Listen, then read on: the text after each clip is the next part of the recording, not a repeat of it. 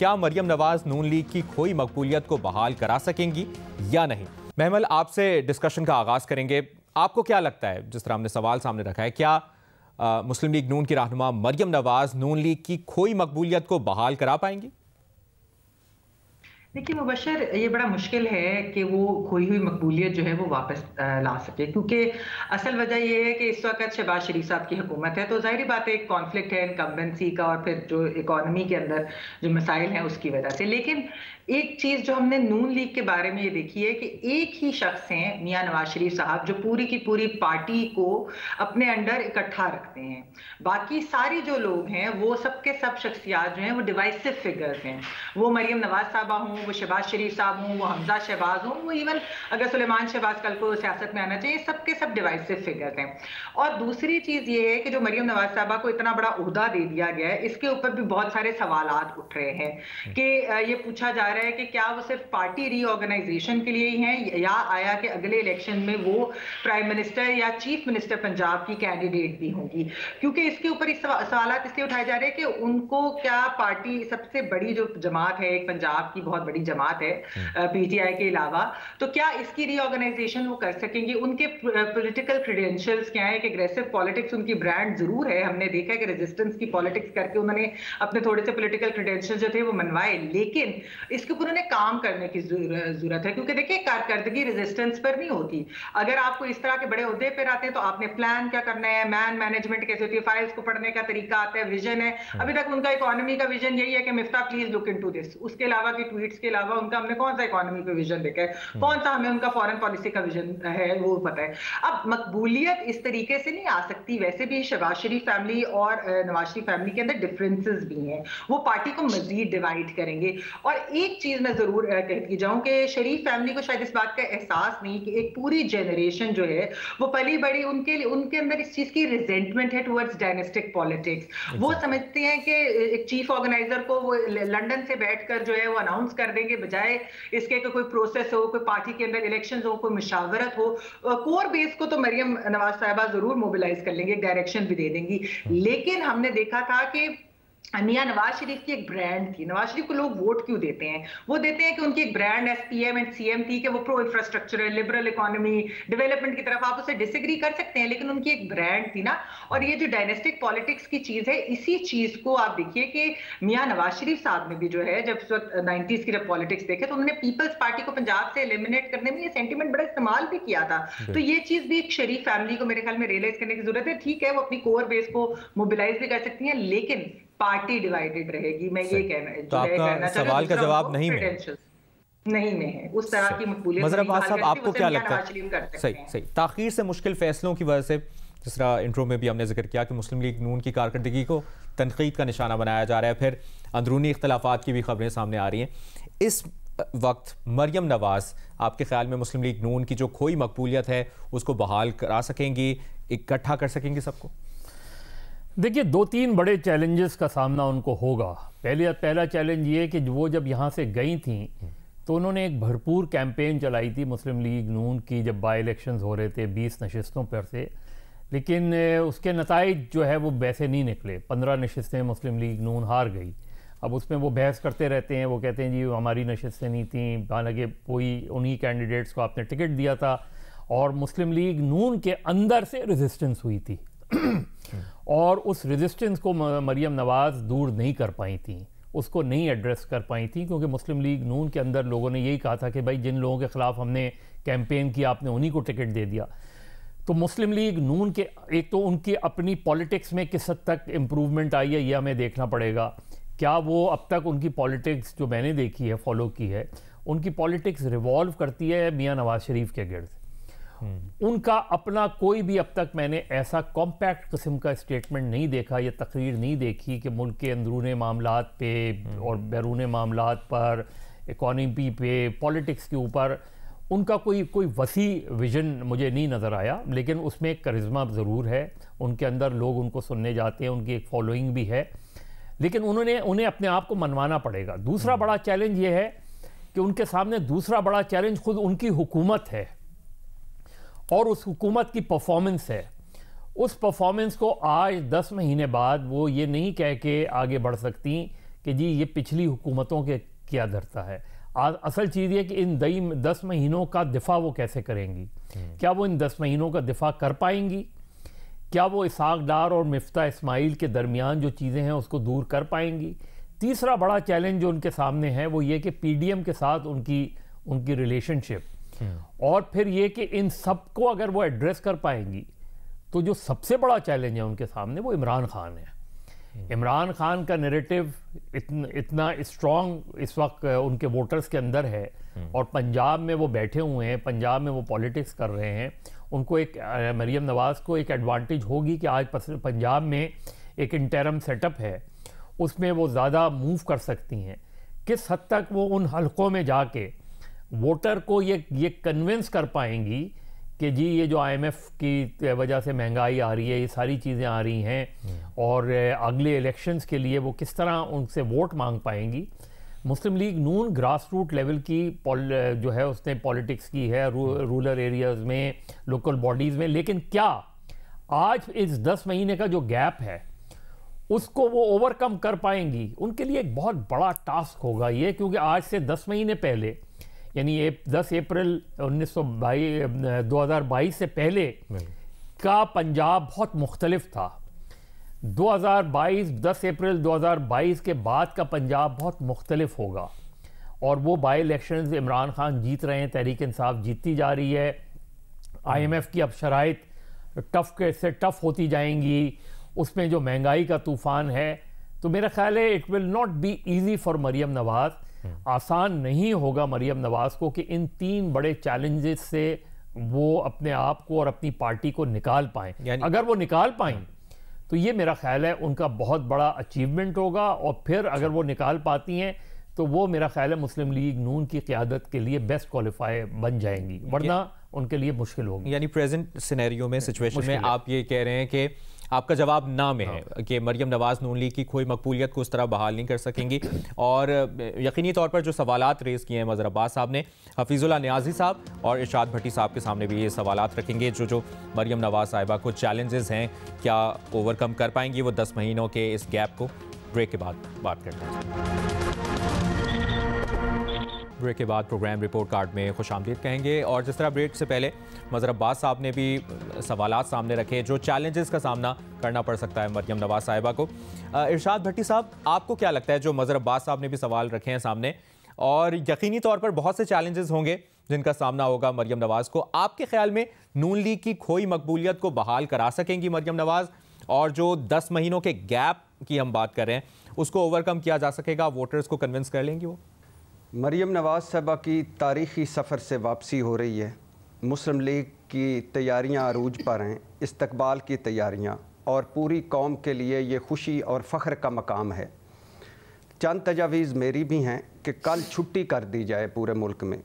पंजाब में अगर पूरे मुल्क में छुट्टी नहीं हो सकती तो पंजाब में इनकी अपनी हुकूमत है, कम अज़ कम पंजाब में ही छुट्टी कर दें, या ये कर दें कम अज़ कम कि जो भी इस्तकबाल के लिए आएगा उसे 10 किलो आटे का थैला मुफ्त दिया जाएगा, इसके बिजली के बिल में 50% कटौती कर दी जाएगी या माफ़ कर दिया जाएगा। भट्टी साहब, अब तो निगरान हुकूमत या इसे जी मुझे भी पता है, या इसे आई डोंट केयर IMF से फॉरगिव मी IMF तक वाले इसहाक डार साहब की जो तकरीरों और बयानों की CD मुफ्त दी जाए। खोई हुई मकबूलियत बड़ा मज़े का सवाल है, यानी इसका मतलब है कि मकबूलियत खो गई है। क्यों खोई मकबूलियत? इसलिए खोई मकबूलियत कि जब भी मुश्किल वक्त आता है नवाज शरीफ साहब पतली गली से निकल जाते हैं। क्या ये आइंदा वो गारंटी दिला सकेगी कि आइंदा जब मुश्किल वक्त आएगा तो वो खड़े रहेंगे? अच्छा, जब इक़्तिदार का वक्त आता है तो सारे शरीफ पाकिस्तान में होते हैं और इक़्तिदार सिर्फ शरीफों के लिए। क्या वो अपनी पार्टी ही कोई ये यकीन दिला सकेंगी ख्वाजा साद रफ़ीक जैसे लोगों को कि जब आप आइंदा आप भी CM हो सकते हैं, आप भी PM हो सकते हैं? अच्छा, बयानिया दफन कर दिया इन्होंने अपने हाथ से, वोट को इज्जत दो का एक बयानिया था, उस बयानिए की कब्र कैसे खोद कर उसको निकालेगी कफन हटाकर? अच्छा, कारकर्दगी जो इनका दूसरा बड़ा सबसे बड़ा मसला था कि हम अहल हैं, हम तजर्बाकार हैं, हम लायक हैं। 9.5 महीने की कारकर्दगी का क्या जवाब देंगी कि निकम्मा नाहल इमरान हटा और हमने इस मुल्क का सवा सत्यानाश कर दिया।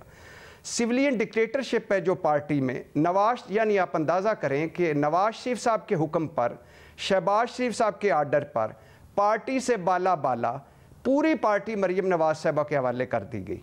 क्या पार्टी को पता ही नहीं चला? पार्टी का ये हाल है कि चीफ इलेक्शन कमिश्नर साहब बहादुर कह रहे हैं कि मजाक मजाक में ही पार्टी के अंदर इंतखाबात करवा लो। तो क्या अपनी पार्टी को ये यकीन दिला सकेंगी कि आइंदा बिला कांटेदार मुकाबले के बाद बिला मुकाबला शरीफ नहीं मुंतखब हुआ करेंगे, कोई और भी हो जाएगा?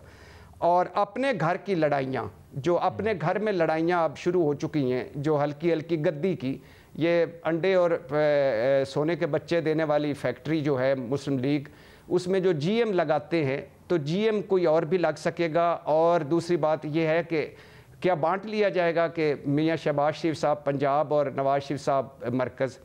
और फिर आखिरी बात, इमरान खान जैसा अनथक मुस्तकिल मिजाज और सब कुछ दाव पे लगा कर भी पाकिस्तान में बैठा इमरान खान, उसका कैसे कर सकेंगी मुकाबला? उनका किस बयानिए से, किस कारकर्दगी से 4 रिटायर्ड लोगों के एक झोली में सारा कुछ डालकर एक नया बयानिया, फुसफुसा बयानिया, खिसियानी बिल्ली खंबा नोचे, यानी वो सब जिनके आगे ये सलूट मारते थे, जिनके साथ खड़े हुए थे, आज उनके खिलाफ होकर क्या ये चूरन बेच सकेंगी? अगर ये सारा कुछ हो कर सकती हैं तो बिल्कुल बिलाशुबा वो छा जाएंगी, और अगर ये नहीं कर सकती तो फिर ये कंपनी की मशहूरी है सिर्फ। और आपका जवाब ना में ही है?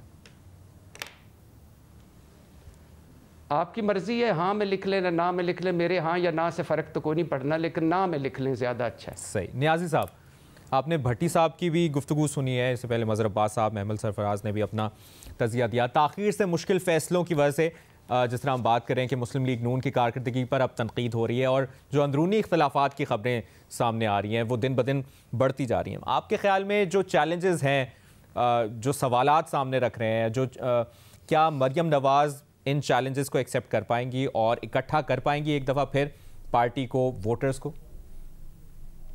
देखिए जी, पहली बात तो यह है कि इस सवाल को 2 हिस्सों में मैं मेरा तकसीम करता हूँ।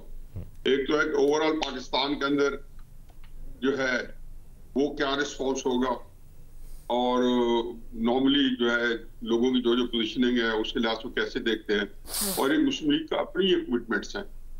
मत भूलें कि पाकिस्तान की सोसाइटी जो है वो जो सारी की सारी पर्सनैलिटी कल्ट या पर्सनैलिटी ओरिएंटेड है। पाकिस्तान के अंदर जो वोट बैंक है वो तहरीक इंसाफ का नहीं है, वो इमरान खान का है। पाकिस्तान के अंदर जो वोट बैंक है वो मुस्लिम लीग नून का नहीं है, वो नवाज शरीफ का वोट है। पाकिस्तान के अंदर जो वोट बैंक है वो पीस पार्टी का नहीं है, भुट्टो का है। भुट्टो का नाम लिखता है, बिलावल का नाम उन्होंने भुट्टो इसलिए रखा है मिडिल नाम वालदा के नाम पे कि उसके पोलिटिकल जो फायदे थे पीस पार्टी के रैंक्स में, वो मुझे नहीं उन्होंने खुश करना था या महमल को नहीं करना था। उनकी अपनी पार्टी है, उसके अंदर भी उन्होंने कुछ चीजें जो है उसको एड्रेस करना है। चुनाचे मरियम नवाज साहबा जो है, शुरू में अगर उनका नाम मरियम सफदर था और उन्होंने मरियम नवाज किया और बेनजीर भुट्टो ने अपना नाम बेनजीर जरदारी कभी नहीं किया, तो ये वो सारे जो पोलिटिकल जो उनका जो एक आपको मिलती है, फेवर मिलती है कि वो कहते हैं दुल्हन हुई जो पिया मन पाए। अगर तो मुस्लिम लीग नून के जो चाहने मानने वाले हैं कोई अगर है या नहीं है, तो वो जो है उसको उनको जो है उनके वो चार्ज होंगे या नहीं होंगे। तो इस पहले तो हिस्से में मेरा जवाब यह है कि वो बिल्कुल चार्ज होंगे। अच्छा, क्योंकि 8-9 महीने से एक बड़ा वैक्यूम है। ये सारे, मुझे अभी इससे कोई गाज नहीं कि इकोनॉमी के जो फैसले हैं उसके क्या जो नुकसान पहुंचते मुस्लिम को या पूरी पीडीएम की हुकूमत को, क्योंकि एक अलग टॉपिक है कि जाहिर है जब आप फैसले करते हैं जैसे लोगों पे अजाब आता है तो मुश्किलात बढ़ती हैं। तो हुकूमत के खिलाफ जैसे इमरान खान साहब की जो मकबूलियत थी वो दिसंबर 2021 में एक सर्वे के मुताबिक 7% तक रह गई थी।